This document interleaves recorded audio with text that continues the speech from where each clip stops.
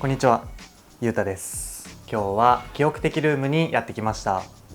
記憶的ルームとはトレンドの最先端を行くインタビューのこだわりの絵本を決めさせてもらい、部屋についたライフスタイルを紹介するコンテンツとなっております。今回は辻さんと岡崎さんです。よろしくお願いします。よろしくお願いします。さあじゃあお二人について自己紹介をお願いします。はい、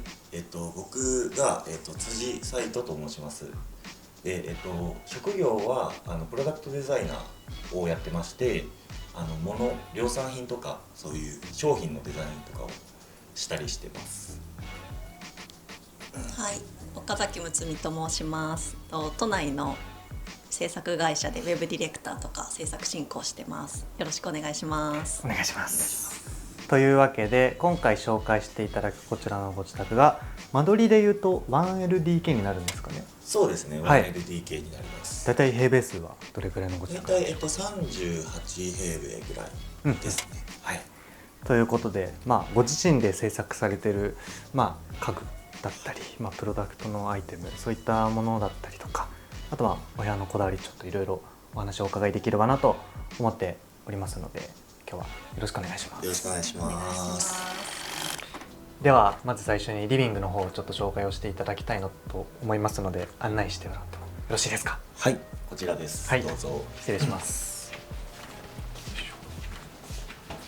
こちらのご自宅、リビング、だいたい何畳ぐらいの広さなんでしょう？ここでだいたい9畳10畳ぐらいだったかと思いますね。まずじゃあこのリビングのこだわったポイントからちょっとお聞きしたいんですが、どんなところにこだわりましたか？基本ゾーニングというかレイアウトとしてうち在宅をすることとかもあるので、それにもあってちょっとこう作業ができるスペースをいくつか設けたいなっていうのがあって、一応うちでは大きくここのスタンディングスペースっていうのと、であとこっちにももう一個スタンディングスペースがあって、でもう一つリビングの、メインの作業スペースっていう、一応、リビングは3つ作業スペースを設けてます。はい。ということで、じゃあちょっとここから細かいスペースの話聞いていこうと思うんですが、キッチンからちょっと順番に聞いていこうかなと思います。はい、まず最初こちらの目の前にこのキャスター付きのこのスチールラックって言ったらいいんですかね？はい、そうですね。まずこういう商品をこれ販売されてるんですか？一応業務用とか一応オンラインとかで販売はしてて、全然一般の方とかでも購入できるものにはなりますね。これなんか上に天板というか、これもともとついてたんですか？これは僕が DIY 的にというか自分でつけたものになってて、もともと普通のスチールの板がここについてたんですけど、作業してる時とかに手が当たってすごい冷たいので MDF っていう板をつけてるんですけど、それだと冷たくならないので冬とかでもストレスなく使えるっていうので自分で天板を入れ替えました。なるほど。はい。じゃあなんかこの開いてる穴とかっていうのは昔の名残みたいな。そうですね。これは僕が前一人暮らしをしてた家で普通にメインのデスクとして使ってた前のものがあって、でそれを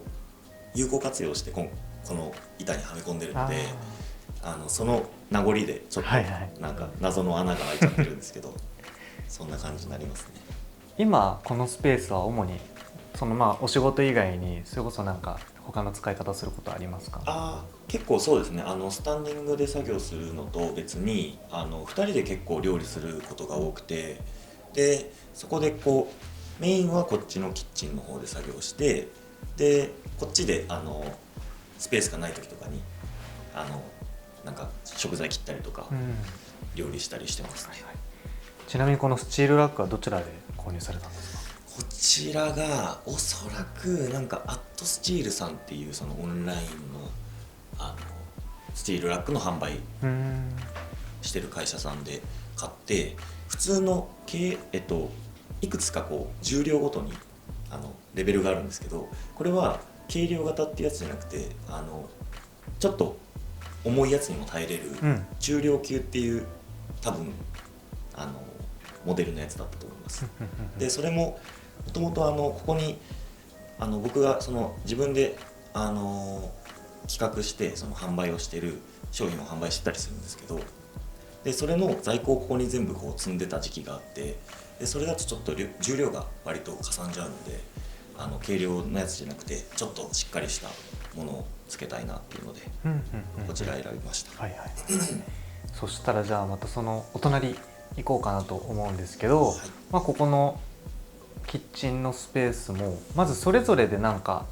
ここも収納というかカテゴリー分けというかなんかされてたりもするんですかね。そうですね、一応こう冷蔵庫があって、でこの横にまたステンレスのシェルフが置いてあるんですけど、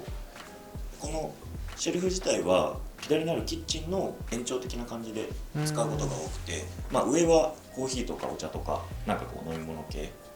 で、真ん中にレンジがあって、で下がこれ僕が作った木の箱みたいなやつが一応ゴミ箱になってて、でこう下にキャスターがついてるので引き出してゴミに捨てて、でまた使わない時はここに戻すことでゴミを見なくて済むゴミ箱ってなかなかいいデザインのもの見つからないですよね。そうなんですよね。結局既製品のものってサイズもまちまちだったりとかして、自分にぴったりのそのサイズ感のやつとかデザインのやつとかなかなかないんで、もうだったら作っちゃおうっていうので自分で作りました。わかりました、はい、そしたらじゃあ今度ちょっと後ろのこちらのキッチンスペースですね、ちょっと聞いていきたいなと思うんですけど、こちらだとそれこそ普段料理をされるということで、なんかその料理をする上でこだわってるなんかそれこそ収納とか、なんかそういったところはあったりしますか？なんかでもそうですね、基本2人でやっぱ使うものになるんで、なんか1人で使うためのキッチンとはちょっと違うというか、やっぱ共有のものになるので、お互いが分かりやすいように、なるべくシンプルに物の整理だったりだとか置く場所だったりとかを決めるようにはしてますね。食器とか、そういったものもたくさんあると思うんですけど、なんかそのあたりのセレクトはお二人でされてるんですか？基本彼女の方が、いろいろ。じゃあ食器の話はそうですね、ちょっとそうですね、紹介をしていただきたいんですけど、じゃあなんかちょっとせっかくなんでお気に入りのものがあればちょっと3点ほど何かピックアップしていただきたいなと思うんですが、何かありますか？悩むんですけど、1個目がミスタードーナッツのマグカップなんですけど、私がすごいミスドが大好きでミスドのマグカップ欲しいなと思ってメルカリで探して500円400~500円ぐらいで手に入れました。このオレンジのやつと、あとはこれかな、昭和のガラスをリメイクしたお皿なんですけど、銀河っていう名前の柄になっていて、この宇宙の星の柄になってるお皿がすごい可愛くて気に入ってます。あそこにも黒とグレーの、これお皿ですよね？そうですね、一応これがお皿なんですけど、樹脂製のお皿でチョップレートっていう名前の商品なんですけど、僕が勤めているデザイン事務所テントっていうデザイン事務所でデザインをしたものになってまして、でこの上で包丁とかを使ってガンガン切っても大丈夫な素材を使っているので、この上で切ってそのままお皿として使うみたいな使い方ができて、すごい本当に家で使ってる商品になります。これ確かになんか僕とかも結構ズボラなんで、はいはいはいはい、これめっちゃ便利ですね。そうなんですよ。でしかもそう薄いんで全然場所取らないんで、本当複数枚持ってても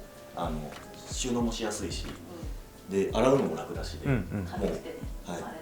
ズボラの味方味方ですねこれは。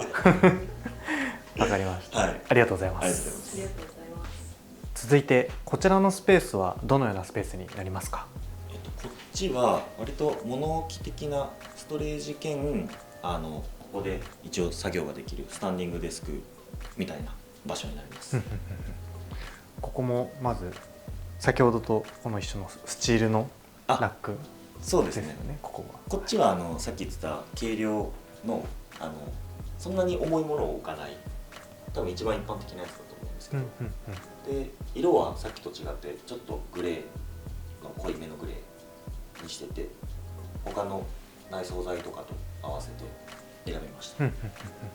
ここはざっくりこう収納のカテゴリー分けというかなんかされてたりはしますか？はい、そうですね。一応棚ごとに収納するものを変えてて、で、一番上はカメラとか機器を置いてるスペースになります。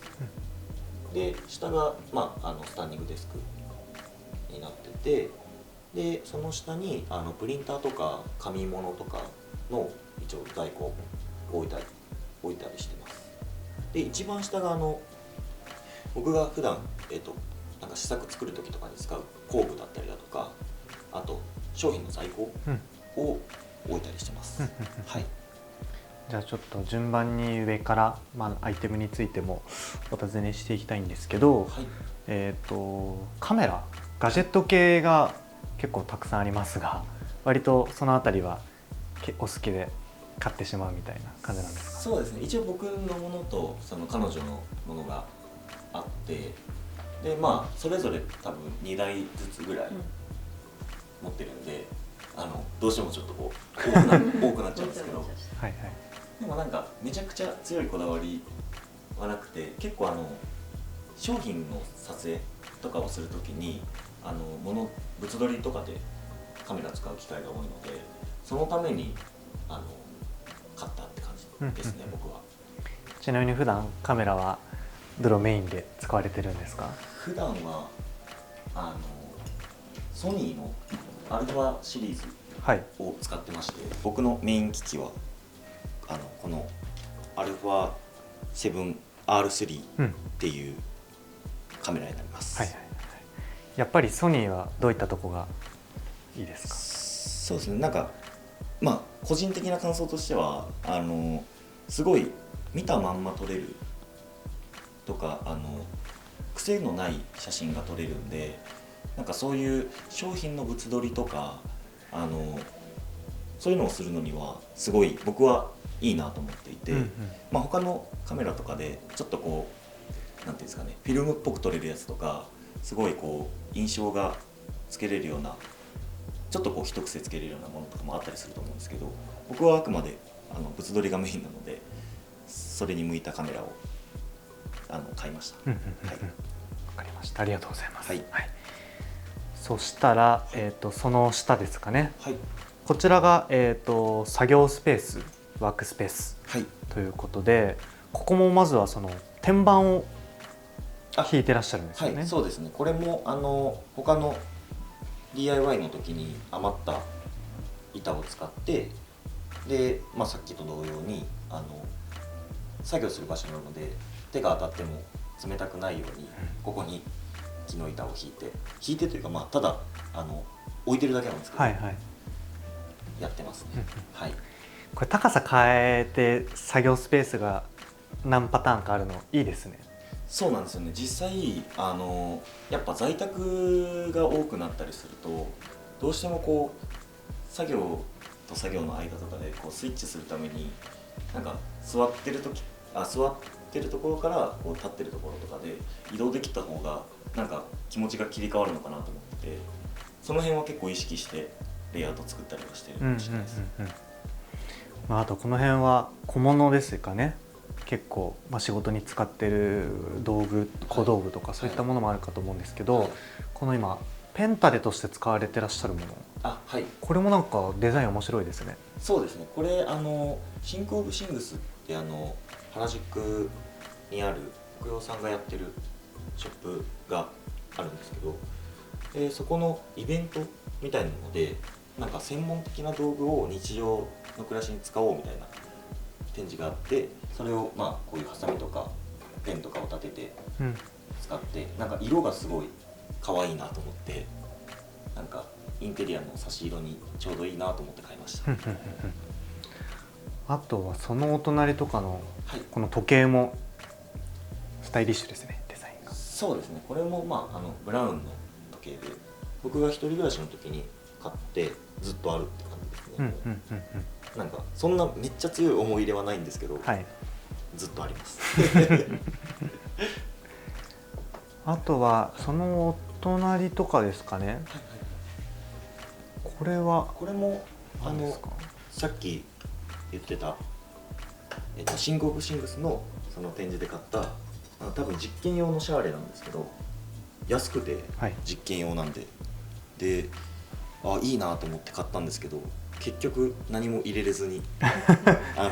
置いてるだけの状態なんですね。でも置いてるだけでもなんか絵になるというか、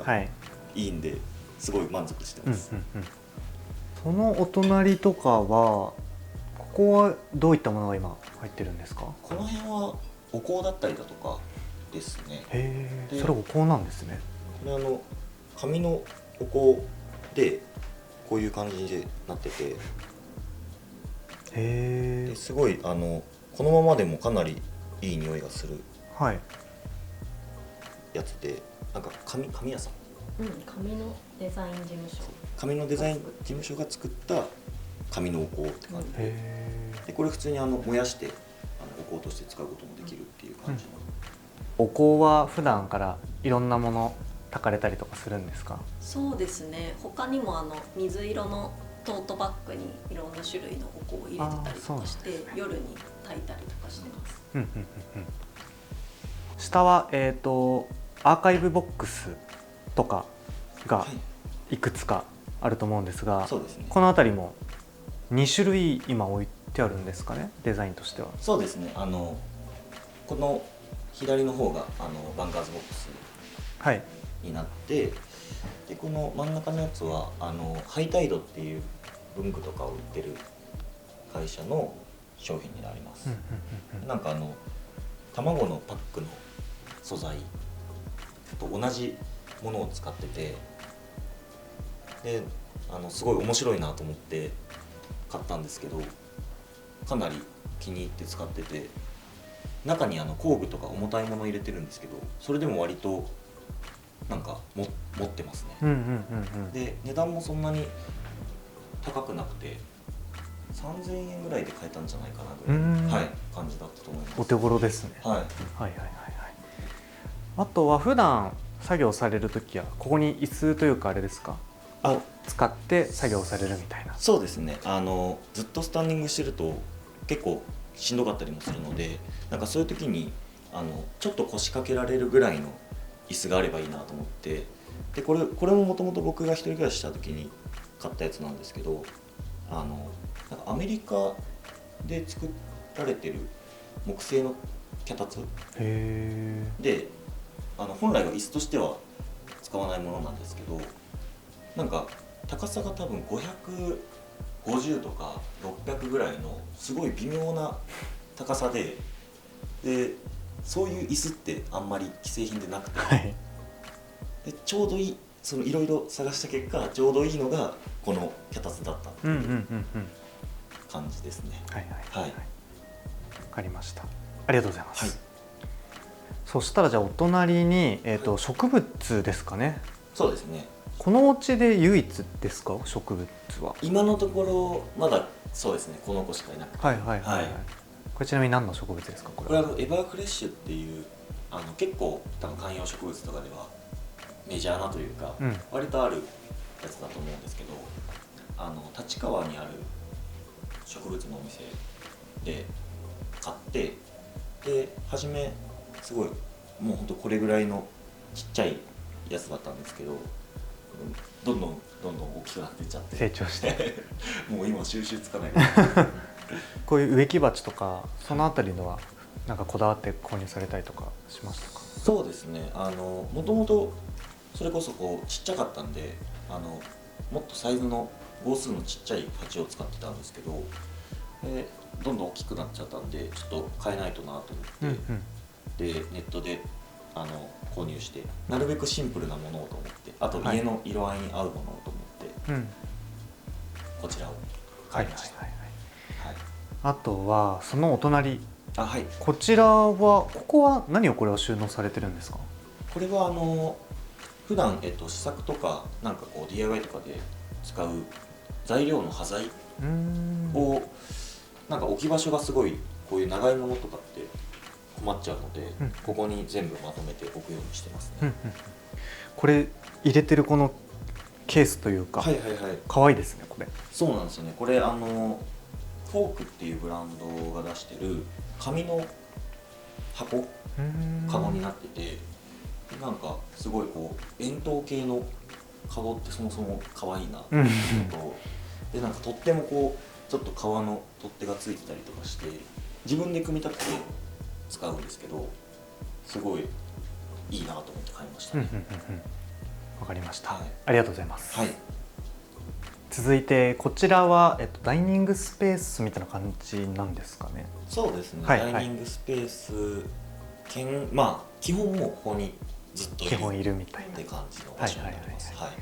まあここは何といってもこの、窓際にこのベンチって呼んだらいいですか？あ、そうですね、一応うちでは本棚ベンチって呼んでるんですけど、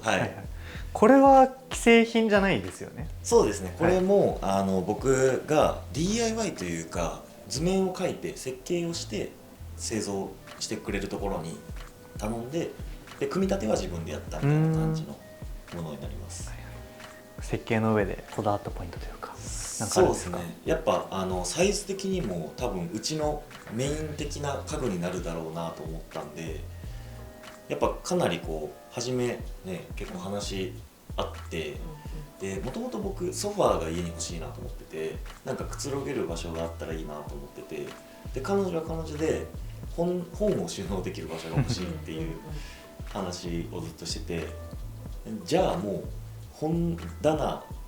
兼ベンチを作ろうかっていう話になって、そこからいろいろこう設計を考えて、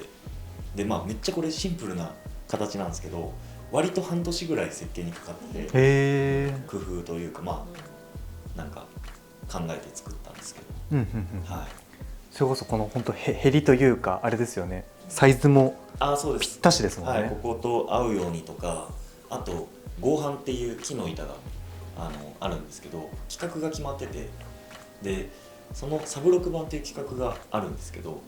それ2枚からちょうど取れるサイズで材料をサイズ拾って計算してやってるんで、なるべくコストを下げていいものを作るっていう、実際にいわゆるその、制作ご自身で石図比で作るのと既製品を買うのって価格帯的にはどういう感じになってくるんですか？そうなんですよね。そうなんですよ。意外とやっぱ既製品って数をいっぱい作るんで、その分金額を抑えられるというか、ロットが多いっていうんですけど、ただやっぱ単品物で自分で作るってなると、材料費とそれにかかる工数というかこう時間とか考えると全然自分で作った方が高くなっちゃう。高いですよね、多分このレベルだと高くなっちゃいますよね。ただまあやっぱりそんないっぱい買うものでもないし、何回も買い替えるものでもないし、やっぱ1回きりなんで、そこはちゃんとこだわって作りたいなっていうので、高くてもまあいっかっていうそうですね、感じですね。どうですか実際に座り心地というか？座り心地、普通の木の板なんでクッション性とかはないんですけど、居心地いいよね。もう隅っこに結構するの居心地いいで、これもう一つこだわりが、クッションじゃなくて枕を使ってて、ここに枕なんですね。そうなんです。これもう普通の枕で、サイズも枕のサイズなんですけど、でやっぱここで寝たいなっていうのがあって、いわゆるクッションじゃなくてもう枕を2個買っちゃおうっていうので、枕にしてます、うちは。結構じゃあいわゆる昼寝みたいなするときはもうここに枕を置いて横になるみたいな。そうですね。へえ、いいですね、使えるの。はいはい、わかりました。あとは、こちらの目の前に、ダイニングテーブルがね、置いてあると思うんですが、このダイニングテーブルはどちらで購入されたものでしょうか？これはアルテックのテーブルになります。で、吉祥寺にあるフリーデザインさんっていうデザイン系の家具とか雑貨を扱ってるところがあるんですけど、そこのオンラインショップで購入しました。あとはこちらにアウトドアチェアみたいな感じなんですかね。そうですね、アウトドアチェアでヘリノックスっていうメーカーのものになるんですけど、多分基本はキャンプとかそれこそ外で使うことを想定されて作られてる製品だと思うんですけど、僕これ一人暮らしの時に買って、でなんかあんまり物を増やしたくないというか、なるべく最小限の物量で暮らしたいなっていうのがあったんで、ちょうどいいというか収納できてちっちゃくしてコンパクトに持ち運びができるっていうのがすごいいいなと思って、で実際買ってみるとすごい座り心地とかももう一回座ったら離れられないというか立てないぐらいフィットする、はい、座り心地なのですごい買ってよかったなと思います。お値段帯的にはどれぐらいなんですか？多分僕が買った時でこれハイワックチェアって言うんですけど、これで1万5,000円ぐらいだったかなっていう感じですね。じゃあ結構価格帯的にも手を出しやすい。あ、そうです、はい、普通の価格帯だとかなりお手頃というか、確かに、はい、はいはいはい、分かりました、はい、あとはこちらの上、ここに照明がついてらっしゃると思うんですけど、そうですね、これはうちのメイン照明なんですけど、もくもしストアっていう名古屋だったかなの、お店で購入しました。でソケットがなんかすごい金属の素地というかちょっとこうシンプルな感じで気に入ってて、寝室でも同じものを使ってます。そうなんです、はい、あとは、先ほどねちょっとベンチを紹介していただいたと思うんですけど、はい、本だったり、はい、あとレコードとかも収納されてる。そうですね。ということで、はい、ちょっと本についてお尋ねしたいなと思うんですけど、はい、本はお気に入りのものをねちょっといくつかピックアップしていただいたかと思うので、そうですね、ちょっとお聞きしてもいいですか？なんかこれはグラフィックデザイナーの湯之助さんっていう方がいるんですけど、でその方がすごい好きで買いました。中はいわゆるビジュアルブックみたいな感じになってるんですか？そうですね、ビジュアルブックでなんか色使いがすごい素敵で、海外のそれこそアメリカとかのちょっとこう色合いとか風景からインスパイアを受けて描いたものが多いらしいです。なんかすごいあんまり日本人っぽくない、いい意味で日本人っぽくない、確かにそうです、色合いとかなんかタッチとかがいいなと思ってます。はいはい、はい、でもう一冊、これはスイスにあるプロダクトデザインの事務所会社でビッグゲームっていうところがあるんですけど、そこが出してる、作品集というかになります。僕割とシンプルな形状でグッとくるというか可愛いデザインが好きで、色合いとかもこう可愛くて勉強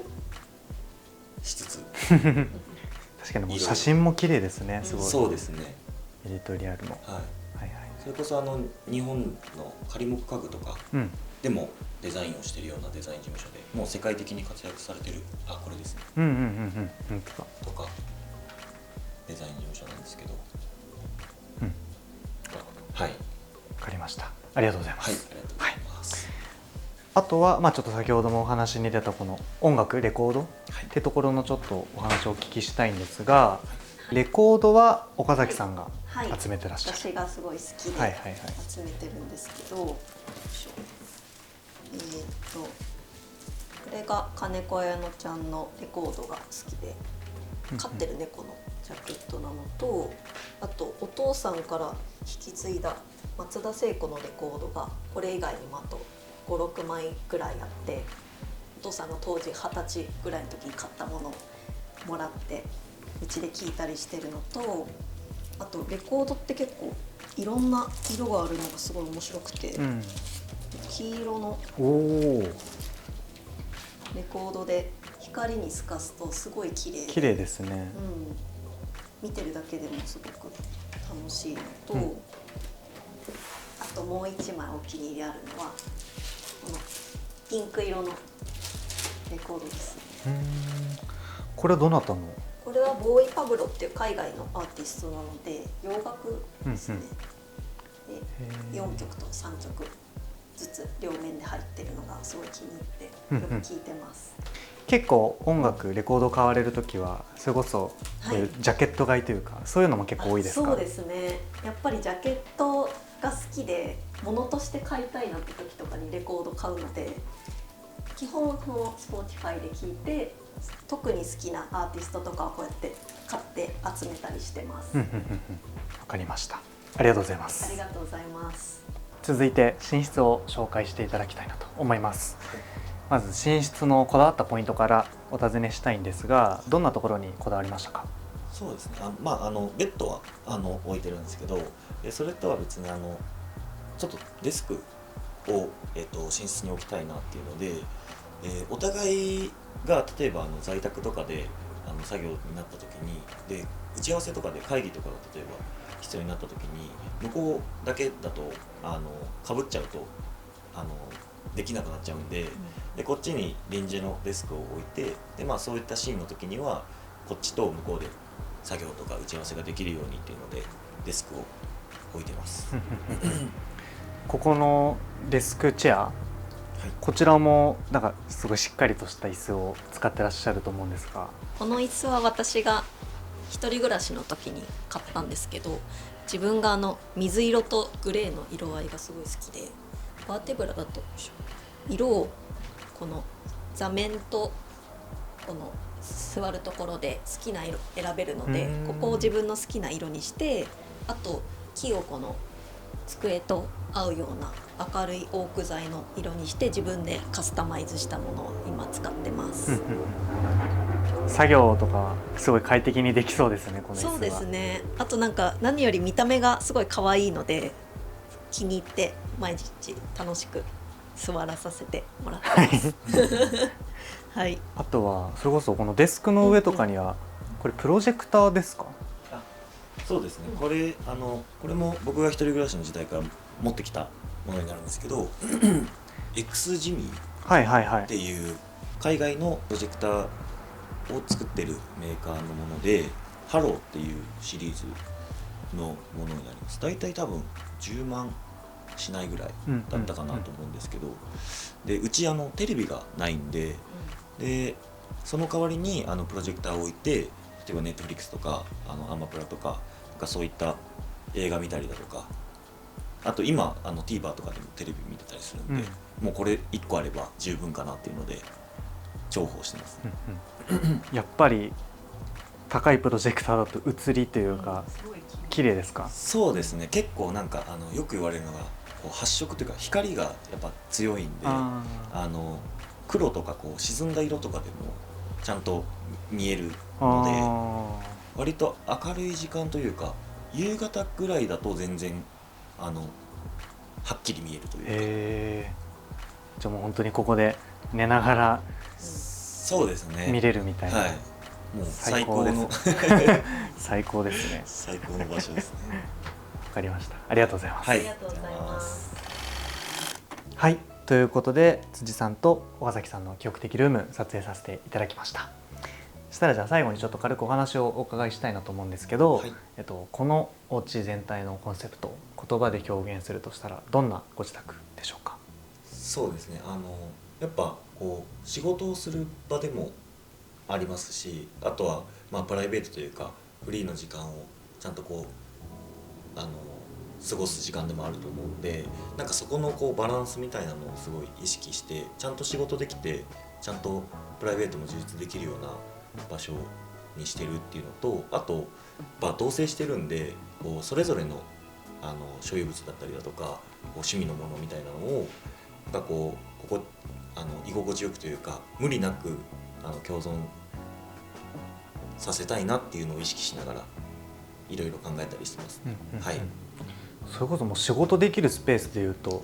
4箇所あるんですか？そうですね。そうですね。そうですよね。はい、4箇所あるので、もう全然作業スペースには困らないかなっていう。結構あれですよね。作業場所変えるだけで集中力って結構持続しますよね。そうですね。本当にもう場所を変えるのはすごい多分大切なことだなと思うので。とはいえ僕は在宅じゃないんであんまり家で作業してないんですけど。なるほど。ちなみに結構今回いろんなアイテム紹介してもらったと思うんですけど、よくこういう部屋作りをする中でよくチェックされるブランドとかショップとか、それこそ最近気になってるブランドとかあったりしますか？そうですね。いわゆるあんまりデザインショップとかそんな頻繁にチェックしてるところはないんですけど、たださっき照明とかでも紹介したもくもしストアさんっていうところだったりだとか、なんかこうなんですかね、こうあんまり小規模でやられてるところだけどなんかすごいいいものを扱ってたりとか、あとなんかこうすごい製品してないもの、ちょっとこうなんですかね、こう武骨な感じがやっぱり個人的にすごい好きなので、なんかそういうものを扱ってる、例えば輸入してる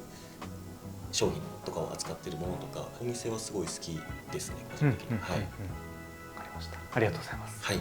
そしたらじゃあ最後にお二人から何かお知らせとか告知、そういったものがあればしていただければなと思います。はい、それぞれSNS をやってるので、はい、各種、インスタグラムとツイッター、今 X か X ですね。そうですね。はいとかチェックしていただけると嬉しいです。はい、ちなみに普段 SNS ではどのような内容を発信されてるんですか？僕は基本的にツイッターとかではなんか自分のその商品のことだったりだとか、あとは暮らしにまつわるなんかいろいろを紹介してたりしますね。私もなんかインテリアとか最近買って良かったものとかよく投稿してます。はい。じゃあということで気長田ぜひお二人のインスタグラム SNS チェックしていただければなと思います。お願いします。というわけで今回の狂気的ルームはこれで終わりたいと思います。ゲストは辻さんと岡崎さんでした。ありがとうございました。ありがとうございました。さよなら。